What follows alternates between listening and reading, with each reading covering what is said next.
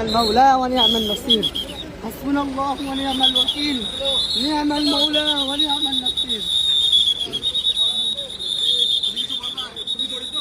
কিছু করি না আমাদের ফাঁসানো হয়েছে আমাদের সম্পূর্ণ ফাঁসানো হয়েছে আমাদের একেবারে আমরা নির্দোষ এবং বাংলাদেশের সকল উন্নয়নের কেন্দ্রকে বলবো আমাদেরকে তোমার বয়স কত এই বয়স কত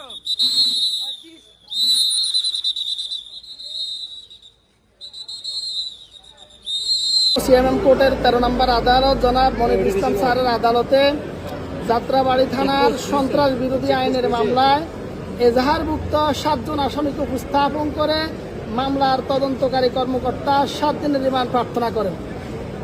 বিজ্ঞ আদালত উভয় পক্ষের শুনানি শ্রবণান্তে সন্তুষ্ট হয়ে এই 7 জন আসামিকে জঙ্গি সংশ্লিষ্টতার অভিযোগে প্রত্যেককে 3 দিন করে রিমান্ড প্রার্থনা মঞ্জুর করেন। বিজ্ঞ আদালতে আসামিপক্ষ রিমান্ড বাতিলপূর্বক জামিনের প্রার্থনা করেন।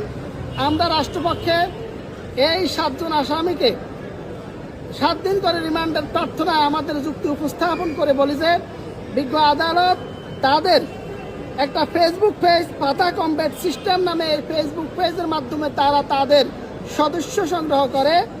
তাদের এই সংগঠনটার যে মূলনীতি সেটা হচ্ছে জঙ্গিবাদের মাধ্যমে বাংলাদেশের সার্বভৌমত্ব বিপন্ন করিয়া রাষ্ট্রের বিভিন্ন উন্নয়নমূলক কর্মকাণ্ড ব্যাহত করিয়া শরিয়া মোতাবেক মতবাদ প্রবর্তন করা। যশোর অঞ্চলকে যদি কখনো ইন্ডিয়া দখল করে নিতে চায় সেই ক্ষেত্রে তারা সেটা প্রতিহত করার প্রস্তুতি নিচ্ছে। আদতে তারা এই সমস্ত কিছুর আড়ালে গিয়ে তারা জঙ্গিবাদের প্র্যাকটিস করছে, তারা বিস্ফোরক পরীক্ষা করছে, তারা গ্রেনেড হামলার প্রশিক্ষণ নিচ্ছে, অস্ত্র চালনার প্রশিক্ষণও নিচ্ছে। বিজ্ঞ আদালতকে আমরা রাষ্ট্রপক্ষে শুনানি করে সন্তুষ্ট করতে পারলে রাষ্ট্রপক্ষের শুনানি অন্তে সন্তুষ্ট হয়ে বিজ্ঞ আদালত এই 7 জন আসামিকে 3 দিন করে রিমান্ড প্রার্থনা মঞ্জুর করেন।